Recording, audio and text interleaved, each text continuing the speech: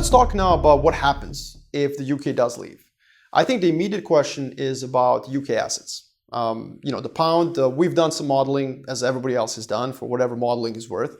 Maybe 8 to 12% decline in the pound. I think a much more interesting argument would be that there's associated effects of that decline in the pound, and it would benefit UK exporters. FTSE 100 relative to FTSE 250. 250 will be reacting to domestic conditions, which will be dire in the next 12 months for sure. So FTSE 100, multinationals, externally exposed, pound falling is great.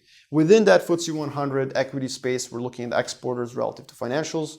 Corporate bond space, same, industrials over financials. So those are some ideas related to UK economy and UK assets. Now, in terms of the big picture question, there's going to be a who's next premium applied to Europe, naturally.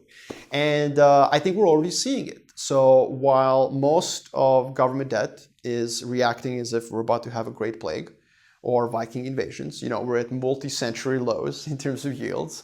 The Spanish, the Italian, and most worryingly, the French yields, which usually react like German to every single instance of euro area crisis, these peripheral yields, if you will, are starting to go up a little bit. Now, if you were to blow out the chart and actually look at it on the long-term horizon, there's no question that this is a minor blip. Nonetheless, they are starting to react. And I think that who's next premium is going to affect European assets. We're already seeing a very similar, for example, assets like the Norwegian krona or the AUD reacting a little bit differently. Just because it's in Europe, the krona is getting hurt more by Brexit than the Australian dollar. Now, I actually think that that's an investment opportunity for investors because the United Kingdom has political, demographic, geographic, historical, if you will, enablers to leave. Its constraints are much lower to leaving than any other economy in Europe. And in fact, and this is the irony of populism and how the market is pricing it, populism in Europe is mutating. And it's mutating into a form that I, as an investor, don't really care about. So the Spanish want to spend more money. Okay, ECB is suppressing yields. That's beautiful. Go spend.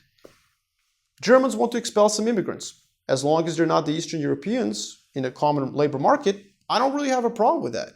As an investor, the only thing I care about, given that I don't invest in the euros, and a lot of my clients invest in dollars or Canadian dollars or Swiss francs, the only thing global investors care about is, are these guys going to take their countries out of the euro area or not?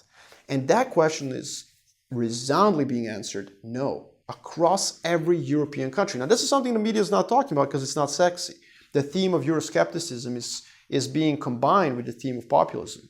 But I think that who's next premium will dissipate and create a buying opportunity. We're actually seeing already in the Spanish election, Podemos is doing well in the polls because they've gone away from Euroscepticism, because they're focusing on traditional left-wing politics. We'll spend more money. Okay. In Italy, the Rome mayor candidate of the five-star movement, Virginia Raggi, she is likely going to win. And she has just said that, no, she doesn't want to take Italy out of the euro. And she's probably going to be the highest-ranking five-star movement personality in Italy. So you're seeing this mutation where in continental Europe, I would argue because middle classes have been preserved to the detriment of their economic efficiency, granted. However, that has created this muted populism. Populism is there, anti-establishment parties are there, but they're not really asking for a complete break with status quo, which as an investor does comfort me a little bit, even though they might spend more of other people's money.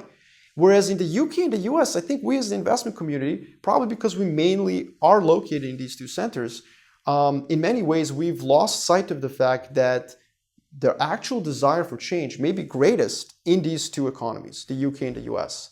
Because with dynamism, with entrepreneurial qualities of a laissez-faire economic system, also come these politically pernicious side effects, which is that, no, US and the UK haven't protected their middle class. That's why you've got Google in the US and not in France. But France grew its middle class from 60% of population to 70% over the last 40 years. And we have to wrap our minds around these issues.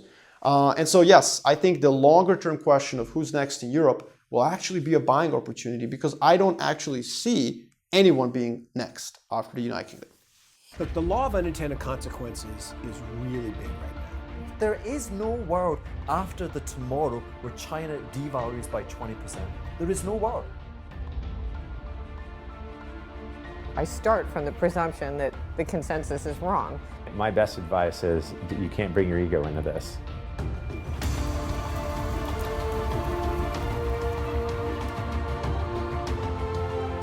The 21st century is going to be the century of China, whether we like it or not. 80% of all the crowdfunding platforms in the world are funded by hedge funds because that produces a return.